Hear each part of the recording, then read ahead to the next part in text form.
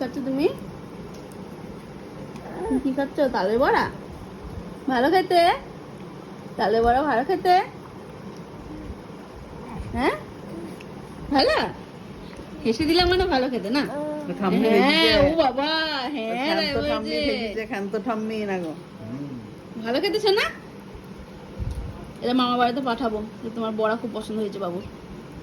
আরে বাবা রে বাবা, আরে বাবা রে বাবা রে বাবা, এত পছন্দ হয়েছে? হ্যাঁ, বড়াটা এত পছন্দ হয়েছে? ও শোনা,